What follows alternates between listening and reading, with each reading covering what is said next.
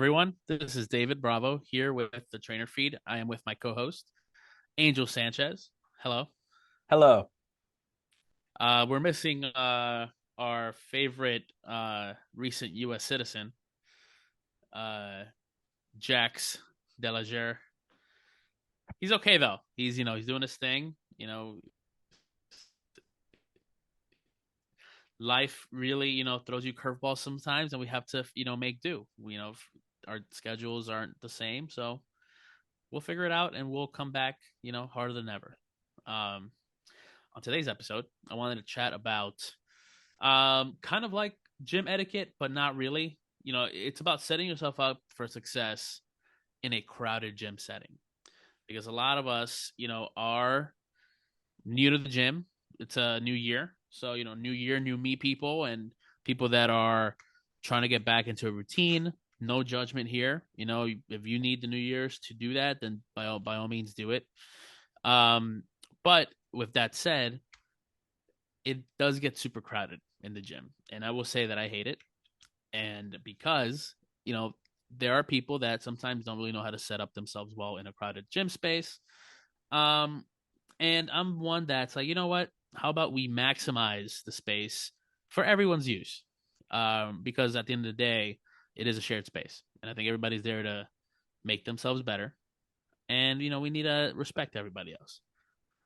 So, especially for people that are new to the gym, they might be intimidating because of the amount of people.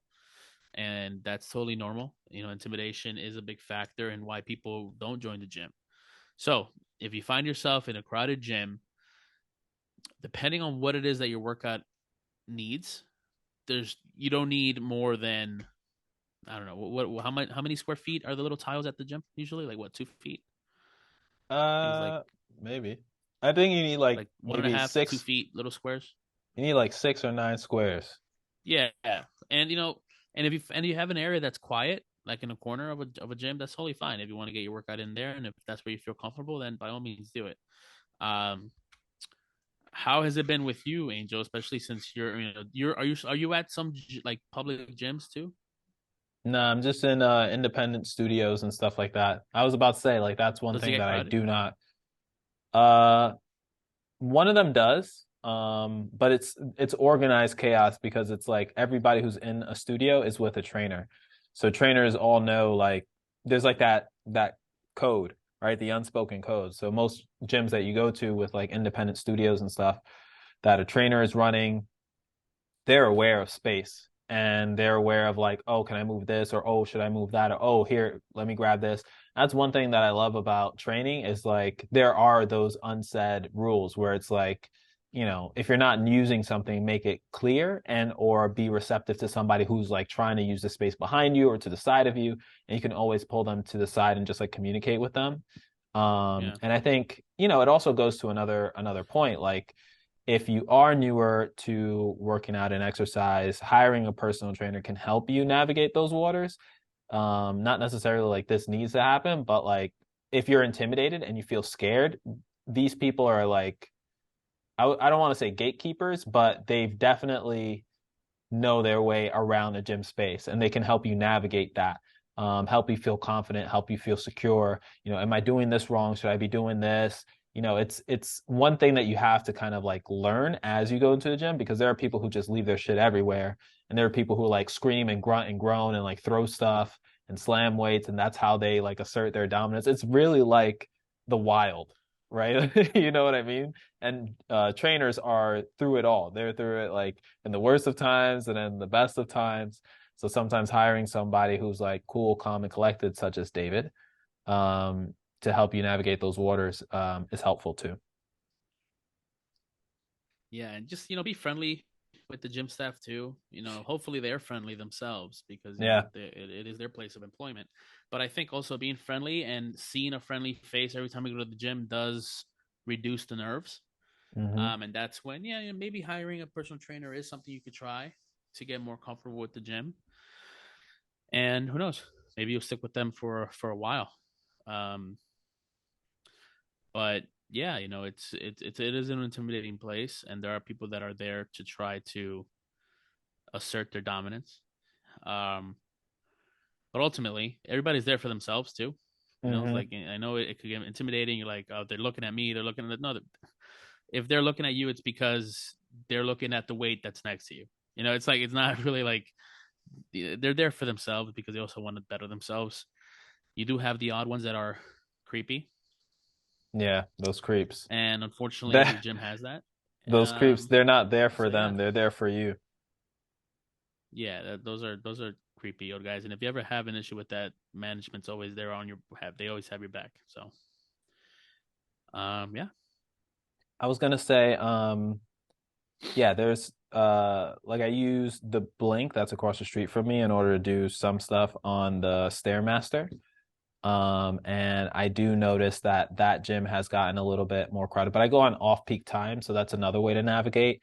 Like if you feel like really intimidated, like the hours of I would say 6:30 to 9 a.m. or you can even argue 6:30 to 10:30 a.m. if they have like classes in a gym Monday through Friday, that's going to be you know, crazy prime time hours. And then similarly on the evening side of things, like 5 p.m. through I would say like 8 p.m. Those are also prime time hours. So like if you're new and the amount of people intimidates you, especially coming up off of the heels of COVID, if you don't want to be like breathing somebody else's air, if you have the flexibility to do something, off peak, definitely shoot for that. Because I know a lot of people who have that availability try to get in early, try to get in late, and then they're also freaking out about like how many people are there. It's like if you have the availability, if you have that luxury, go on an off-peak time. It's just way better for your own sanity. Things will be more organized for sure, quieter for sure, and there'll be more space between you and the next person. So that's another thing as well. yeah. And if you're that type of person that makes friends at the gym, that also helps because if it is prime time and you have friends that are working out, you could always work in. You could Hmm. always, chit chat if that's your thing, or you could always ask somebody to move aside, make a little more space for you. So it all depends on what you're comfortable with, because it's not, it's an intimidating place. And it takes time. It's not gonna happen overnight. And I'm one who's like relatively reserved. And if I can make friends, anybody can make friends. It's like one of those things where you don't have to like be always like, Same. hey man, hey, what's going on? All that stuff. But it's like, don't be afraid to talk to somebody. I hope our audience is all adults. So when you go there, like you're an adult, you're talking to somebody, you just ask them, hey, I'm going to do X, Y, and Z. Am I going to be in your way if I do that? And then they'll say yes or no. And then you'll be like, okay, cool. I was just wanted to make sure. Not like move because I'm about to do this. You know what I mean? Like Yeah. there are ways And to if they have give those you a conversations. response that you don't like if Yeah. you're asking them, "Hey, do you mind if I?" and they're like, "No, I do mind," then just know that it's not you, it's them. Yeah. They're the Yeah. ones with the issue, and it's not your fault. And yeah, and sometimes it's not even And them. I was gonna say like sometimes it's not even like them 100% of the time. It's like maybe they just had like a really crappy day. Maybe they just going through a breakup or maybe they just got fired from their job. Like sometimes people go through some real shit and the gym is that safe haven to get that off your chest. Um, yeah, I would also say that too. sometimes they Like, just need a hug, so just give them a yeah, for hug. real. It's true. It is so true. I Don't just go up remember. randomly and give them hugs, but Yeah, yeah, yeah, for sure. You got to ask and stuff like that. But um consent. consent is important. I remember what was I going through? I was my family dog. We had just put our family dog down. David, don't laugh. David likes to laugh at the wrong time, just so you know. Dude, Um why did you have to say that? Now I want to laugh. This is your fault. okay. So we put the family dog down. It was very sad. I was very sad. Had been with the dog for a longer period of time than I had been alive at the time. So it was like more than half my life. And I was really sad. I was really bummed out. I was a little stressed. And then I go to, the gym floor to work it out. I think I took like a day off, and then the next day I went to go work out. And I was just like going ham with like the medicine ball and shit like that, like doing some slams. And then, you have people around you that help you get through that stuff. Like Greg, I remember Greg vividly. He like grabbed the ball and he grabbed another ball. He was like, "Nah, throw this one." Then he grabbed the heavier one. He's like, "Yo, throw this one." And he was like, "Let's go, let's go." He just started hyping me up. And it's cool, you know, it's like one of those things where like you do work out some really tough stuff sometimes. And then like you have those people around you that help support you through those hard times, and it makes it way easier. It doesn't make, you know, obviously life is going to hit you harder than anything else in the world, but it makes those things a lot easier. Those hard days where it's just like you just feel like not doing anything at all. So yeah, I don't know if David, you've ever done something like that where you've been like through some tough times and the gym has helped you, but yeah. Yes and no. I mean, there are times where I'm going through something and trying to work out doesn't help, so I just stop my workout and go, you know, that's just me. But it is a way to even feel better in general. Like if you're just having an off day, like there are times we have off days and you don't know why. Mm-hmm. So sometimes just moving around and getting your endorphins up really does help. And I've had those moments. But Yeah. if something happens in the gym and I get like a phone call or a text or something, and it really takes me off, I'm done. I go home. Oh yeah. That's just me. Yeah. Yeah, if it's in like the middle of something, it's just sometimes I've just been like, you know what, this is not what I need to be doing. This is not where I need to be right now. But that's like Maybe at the bar. interrupted. Definitely not the barbell. What are you talking about? Maybe at the That's bar. what I meant.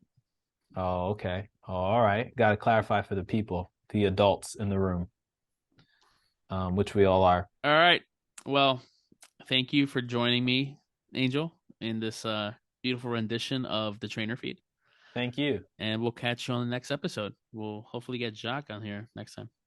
Hopefully, he's got a full-grown beard. So if you guys haven't checked out his beard, Gross. check it out on Instagram and or the YouTube page. Yeah. Anyway, peace. Bye.